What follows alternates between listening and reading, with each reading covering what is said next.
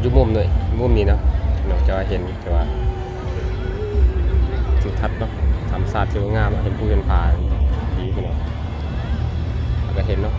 หลายคนที่ว่าเขาเจ้าเดินทางมาหาดบางไฟหรือว่าหาดตอนกลางเนาะเห็นเขาเจ้ามานั่งดินจิบเบียร์เนาะเห็นปะเบื่อว่าเป็นวันหยุดแดเห็นคน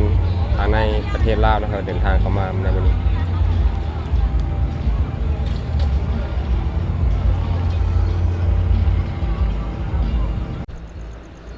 กราบสบายดีเนาะพ่อแม่พี่น้องเนาะพบกับซองบาแฟงแซงคอยสเปรย์พี่น้องตอนนี้เนาะจะว่าเป็นเวลาที่ว่าค่อนข้าง4 โมงแรงท้ายน้องบรรยากาศจะว่าแกนมาซองให้พ่อแม่พี่น้องได้เบิ่งเนาะว่ามีนักท่องเที่ยวเจ้ามาลองหลักขี่เนี่ยขายักแบบนี้เนาะเดี๋ยววันให้หลายสบายพี่น้องกับเป็นจุดที่ว่าเนาะบ่าวแพงมักทายแต่ว่าเขาเจ้ากันเห็นเขาเจ้าร้องมือนี่กับประมาณ3-4 คันเนาะแต่ว่าหาขาลงไปพี่น้อง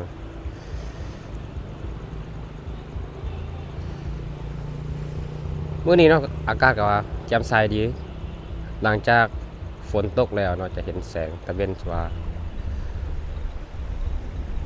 แสงแดดถือว่าขึ้นเนาะยามแรงถือว่างามพี่น้อง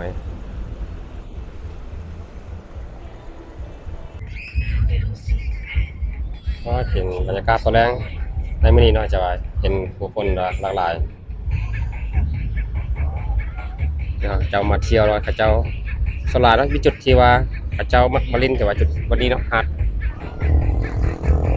รถกลางวันนี้เลยที่เขาเจ้ามาแต่ว่าลินแคมซองแบบนี้เขาเจ้าจะเอาตัวตั้ง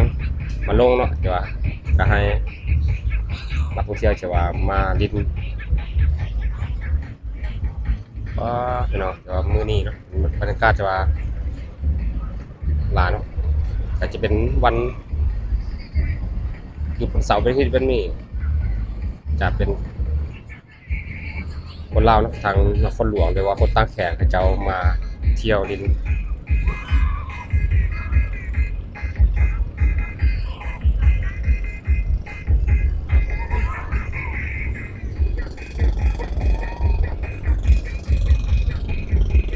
เป็นห้านบอลกลางเนาะ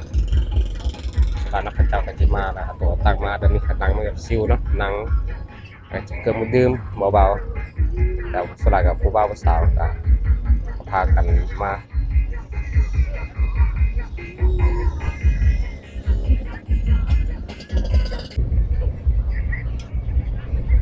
มื้อนี้เนาะเขาเจ้าจะฮอดแต่เจ้าขี่เรือจักมากับฮอดแต่จุดนี้เนาะเขาเจ้าจะวนกลับแล้วแต่เทื่อนี้จะเห็นเขาเจ้าขี่รถเทิงเนาะแต่ว่าเขาเจ้าน่าจะขี่อยู่ไกลแล้วเขาเจ้าจะวนกลับแล้ว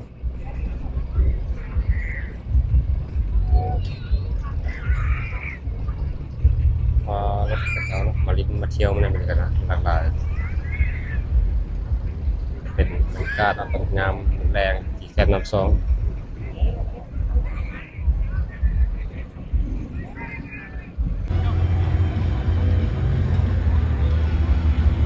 จะเห็นบอลลูนเลยเนาะที่เขาเจ้ากำลังขึ้น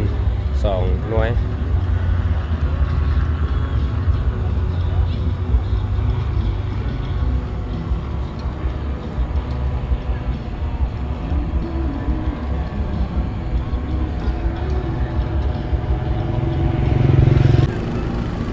บรรยากาศเนาะเดี๋ยวแกมเราซองจะเห็นผู้คน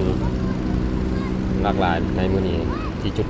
ใดก็มีแต่คนที่ว่าภายในประเทศลาวนะที่ว่าเขาเจ้าเดินทางมาท่องเที่ยวจะเป็นบรรยากาศจังหวัดตอนแรกนะพี่น้องว่าเวลาที่ว่า5 โมงนะที่บ่แพงท้ายก็สถานที่ก็จะแกมเราซองโอ้มื้อนี้เนาะแต่ว่ามันหยุดได้พี่น้องแต่ว่าเขาเจ้ามักเดินทางเขามา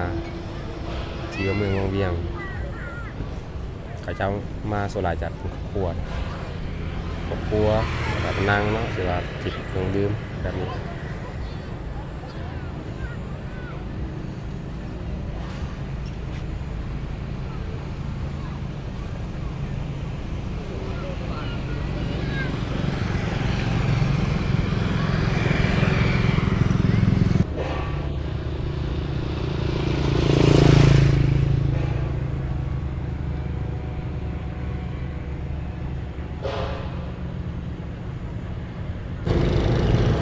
นี้เนาะก็เห็นที่ว่านักท่องเที่ยวหลากหลายเนาะที่ว่าเขาเจ้าจะเดินทางมาขี่เรือในมื้อนี้เนาะ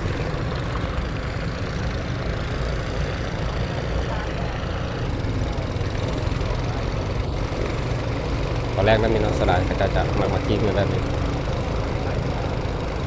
จะเป็นนักท่องเที่ยวชาวภายในและต่างประเทศเขาจะมาหลายในมื้อนี้เนาะ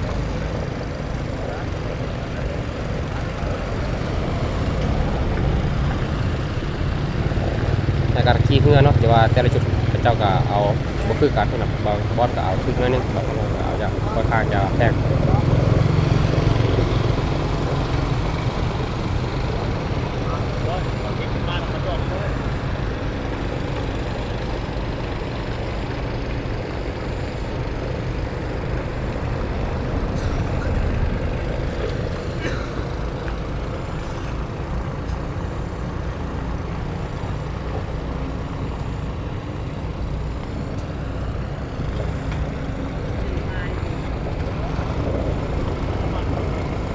จะเป็นวันหยุดแบบนี้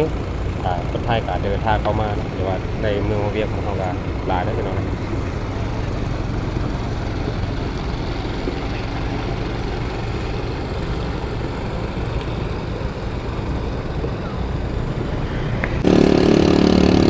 หมู่บ้านนี้ก็จะเป็นหมู่บ้านที่ว่าหมู่แย่พี่น้องที่เคยเอาให้บริการเนาะให้นักท่องเที่ยวเที่ยวแล้วก็เจ้ามีรถบุกกี้รถบุกกี้ให้เช่าพี่น้องเที่ยวบ้านหมู่แย่เนาะ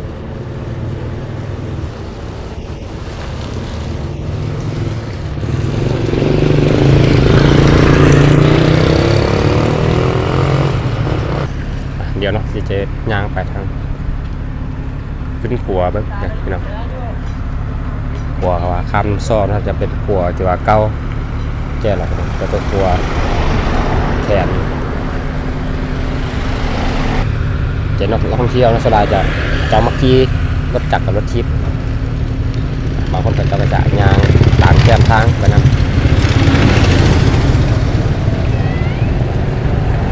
ถ้าจุดนี้ก็เห็นมนุษย์ของเจ้าขึ้นหลายนี่หลายหน่วยแล้วมันนี่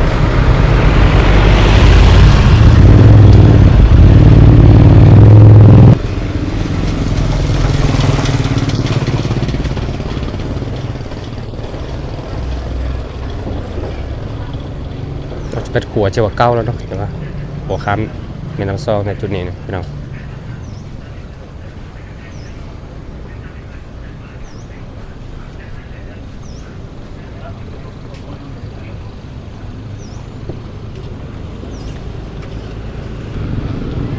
เดี๋ยวจะย่างไปขัวเที่ยวค้ำแม่ซองแล้วจะถ่ายบรรยากาศเลยก็เป็นพี่น้องได้เบิ่งแต่ว่าอยู่ขัวเนาะจะถ่ายเรา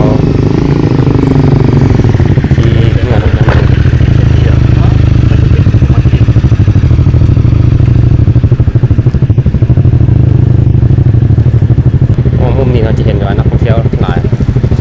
คนมาที่เขาให้เจ้ามาถ่ายรูปสบายเย็นบรรลุสบายขึ้นเนาะงามเลยทีเดียว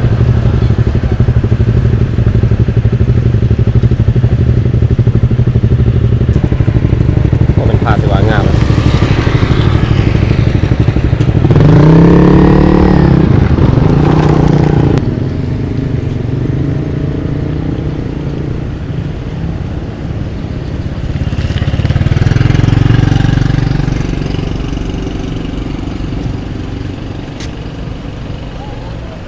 ก็จะเป็นครัวที่ว่าเขาเจ้าสร้างนะว่าโดนแล้วแต่เขาเจ้ามีการปรับปรุงไม่นะให้นักท่องเที่ยวที่ว่าอย่างสะดวกสบายแล้วในประเทศหัวคำซองนะพี่น้อง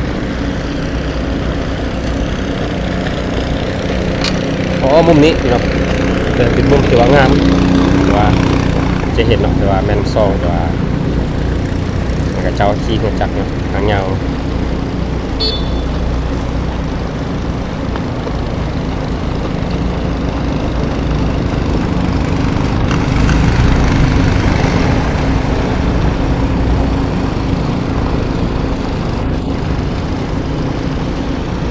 เจนนักท่องเที่ยวเนาะเสียว่าเจ้า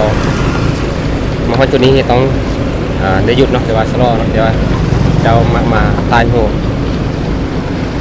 ก็เป็นจะเป็นภาพที่ว่างามเลยเนาะพระเจ้าก็จะขึ้นให้ขึ้นสูงลงในมินิเนาะก็เพื่อเห็นพระเจ้าขึ้นสูงเหมือนจากกระจกที่เนาะแต่ในมือเนาะส่วนกันหลายลำเลยเนาะ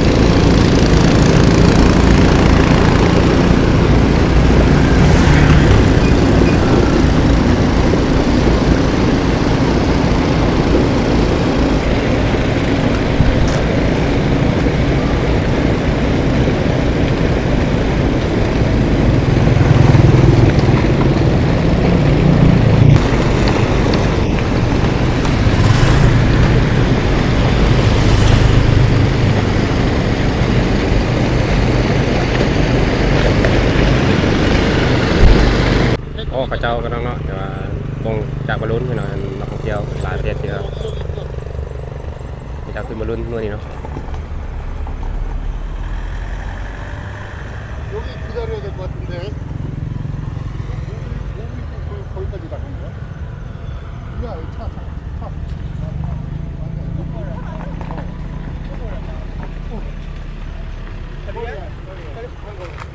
โอ้หลายคนเนาะที่ว่าขึ้นกระเซ้าเดียวพี่น้องเห็นหลายคนเลยที่ว่า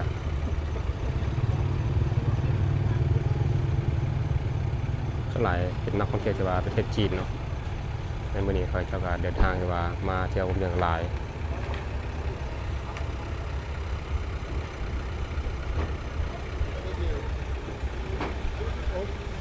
탔어 벌써 빨리.